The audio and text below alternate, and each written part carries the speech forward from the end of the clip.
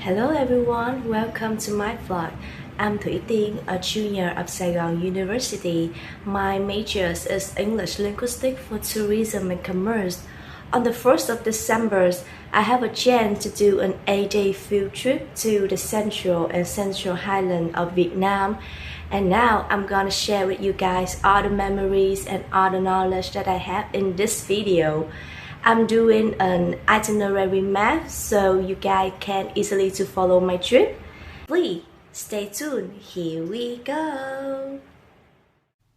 First of all, we gathered together at Saigon University to move more than 400 kilometers to Nha Trang.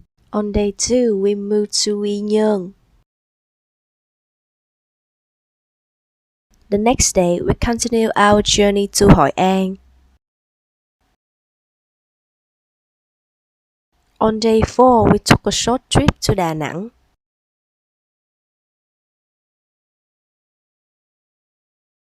And then we spent all day 5 with more than 500 kilometers to move back to Nha Trang. From Nha Trang, we visited Đà Lạt on day 6 and stayed there for 2 days. Finally, on day 8, we say bye to Đà Lạt, come back to Ho Chi Minh City, and that was the end of my journey. Don't let everyone wait for too long, day 1 incoming. That morning, I have to wake up very early at 3 a.m. because my house is very far from school. We need to concentrate at Saigon University at 5 a.m. and at 5:30 a.m. we left for Nha Trang. On the way to Nha Trang, we stopped at Thanh Sơn restaurant for breakfast and Ca Ná restaurant for lunch. This restaurant is next to Ca Ná Beach. Oh my god, it's really beautiful, right? After a long way, we finally reached Nha Trang. We stayed here for one night in Paris Nha Trang Hotel. That night, we have dinner at nem nướng Nha Trang with a lot of specialties such as nem nướng, bún thịt nướng, and nem chua. After that, my friends and I went to Nắng Hạ ice cream shop at Lê Thánh Tôn Street to try some special ice cream flavors like tamarind ice cream, peanut ice cream. Then we come back to our hotel by electric car.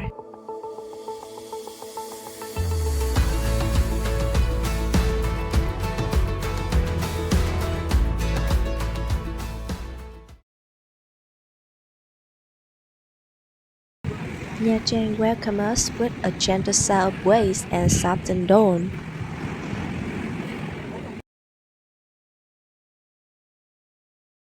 The first destination we visited was Nha Trang Oceanography Institute.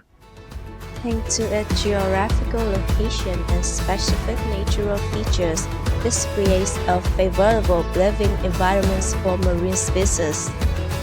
Nha Trang Institute of Oceanography is a research institute of marine flora and fauna lives which were established in 1922 under the direct management of the branch and were handed over to Vietnamese in 1952. This place has more than 20,000 specimens of more than 4,000 types of marine species.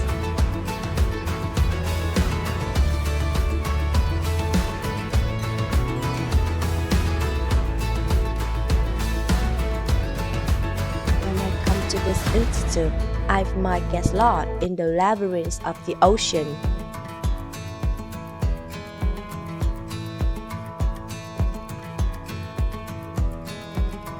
This is the first time I came to a place that had quantities of marines.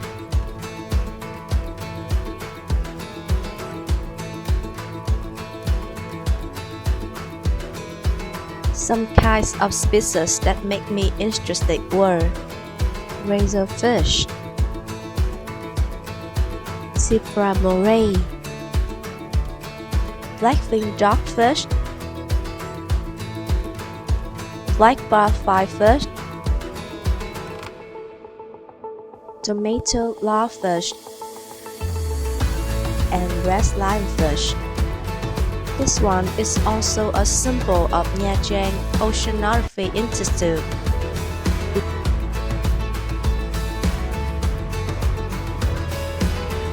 Beside those living creatures, the display has many unique specimens such as the giant whale skeleton, specimen types of snakes, and many more specimens.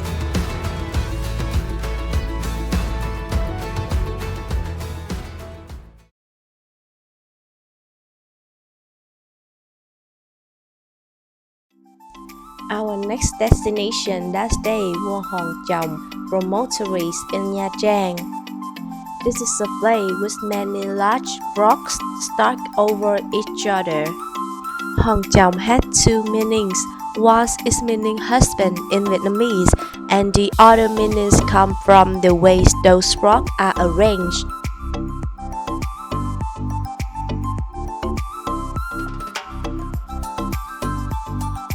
After we took these pictures, it was raining so we cannot have a closer look.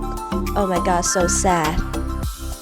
After we had lunch at Yasaka restaurant, we got back in the car and moved to Quy Nhơn. On the way, we stopped over at the rest stop named A Stop. This place had a bridge to look over Sung Đài Bay.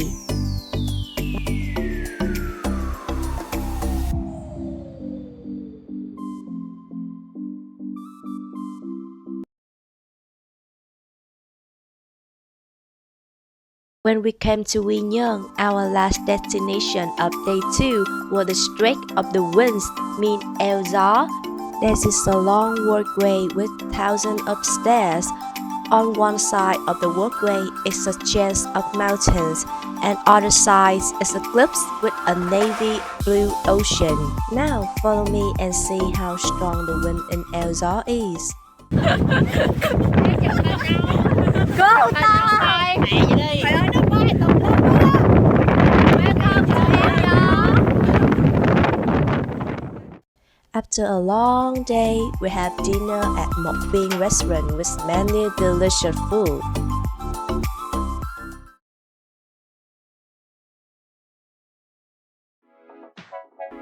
For day 3, we have a schedule to visit and study knowledge in Hội An ancient town that afternoon. Unfortunately, Hội An was raining and flooding, so we had to postpone the plans. We have dinner at a very splendid place, which is Lê Bá Chuyện restaurant.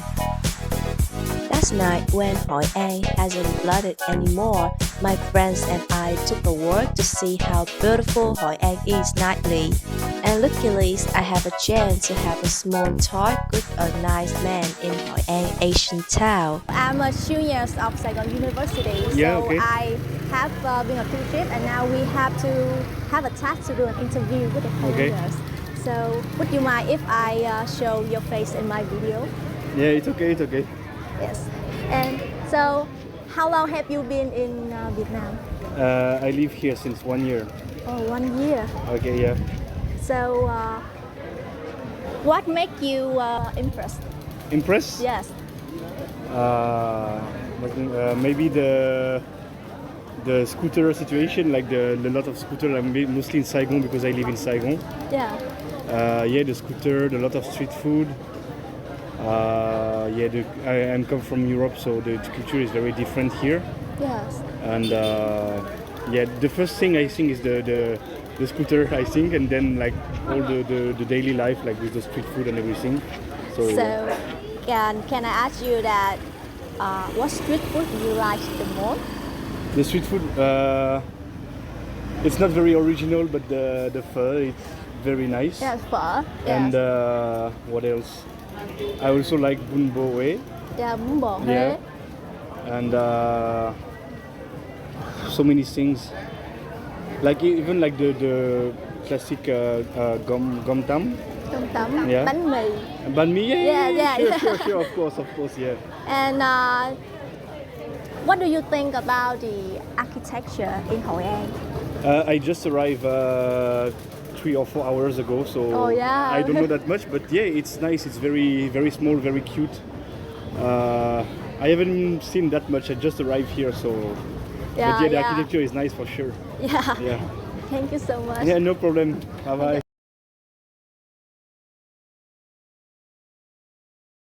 The next day, some Asian house in Hội An closed because that day was the occasion of 23rd anniversary of Hội An Asian Town being recognized as a World Cultural Heritage by UNESCO. So we can just visit the Quảng Triệu Assembly Hall. This is not a pagoda or a temple. This hall is like a workplace or the communal house for Cantonese community.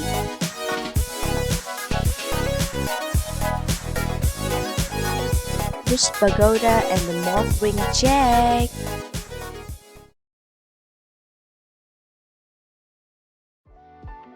The first destination when we came to Đà Nẵng was Ngũ Hành Sơn Mountain. Ngũ, that is means five in English, but this mountain was formed by 6 mountains: Thủy Sơn, Kim Sơn, Mộc Sơn, Thổ Sơn, Âm Hỏa Sơn, and Dương Hỏa Sơn. We have a chance to visit Linh Ứng Pagoda located at Thủy Sơn of Ngũ Hành Sơn Mountain. This pagoda also had other names such as Non Nước Pagoda and Ứng Chân Pagoda.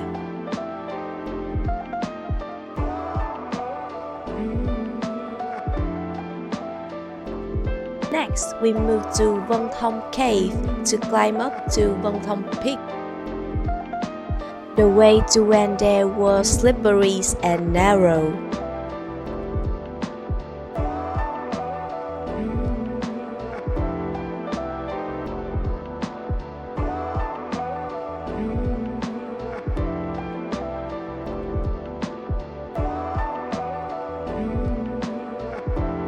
After that, we came to Huyền Không Cave, the huge, sparkling and mysterious marble cave.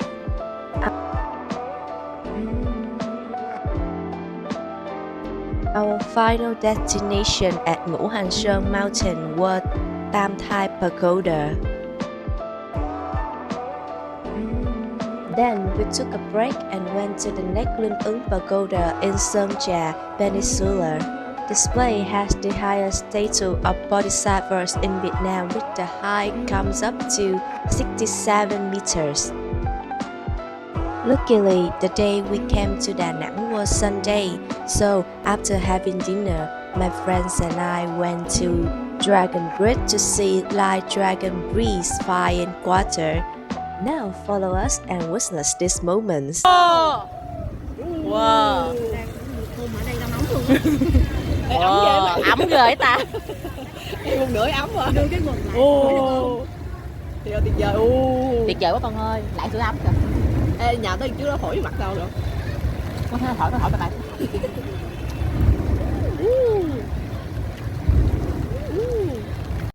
Tuyệt vời, quay thật. Wow.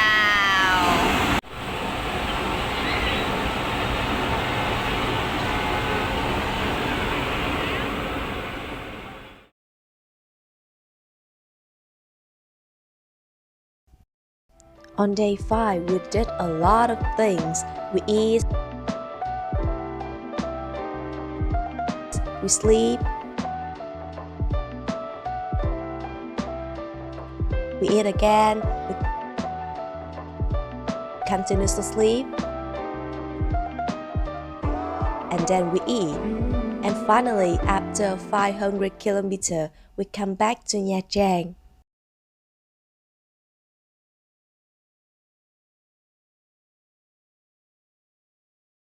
Moved to the next day, we visited the stone churches in Nha Trang. This church has been built in 1928 and completed in 1933 thanks to British Blue Valley. The church has a Gothic style, giving us a feeling of something not only mysterious and majestic, but also lissome and harmonious at the same time.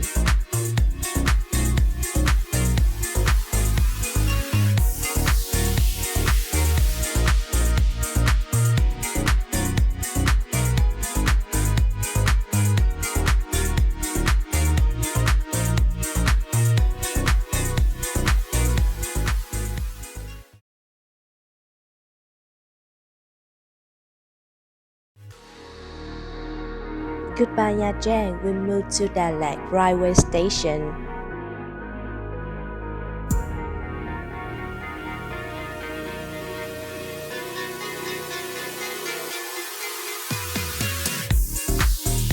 Beside the lovely vintage style of this station and many cute and unique souvenirs, we can try chocolates for free in the coffee chocolate named the Choco. I swear that the quality and the different taste of their chocolates has melted my heart.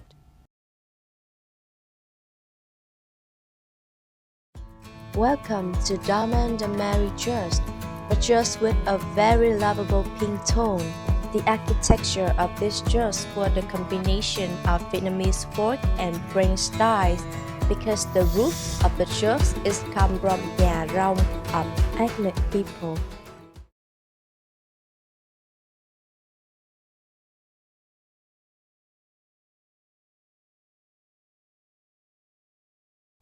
On day 7, that morning we visited Trúc Lâm Zen Monastery. You can also call this one as Trúc Lâm Yên Tử. This is the largest Jain monastery in Vietnam. The Trúc Lâm Jain Monastery was constructed in 1993 and was completed in 1994. Besides two main areas, which are the external and the internal areas, this monastery has a wonderful flower garden with many colorful flowers.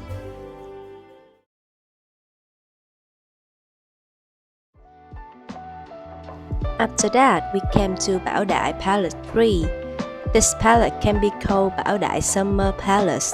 It was constructed in 1933 and took 5 years to complete in 1938. This mansion was where the last king of Vietnam, King Bảo Đại and his royal family lived and worked. Besides having a chance to learn about the history of the feudal dynasty of Vietnam, there is a place where we can dress up as a queen, a king, a princess, and a prince to take some pictures.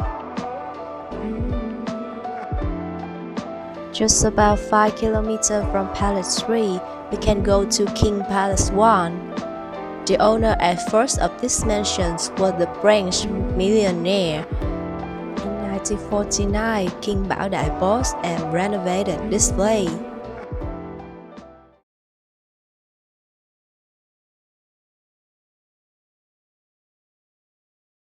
Our last destination in Đà Lạt was Lambian Peak.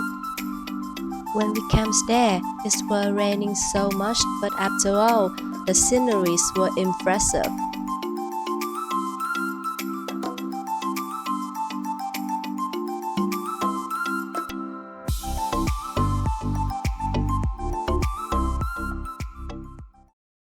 We have a wonderful night dancing, singing, and listening to the traditional musical instrument with Black ethnic people, a branch of Khmer people.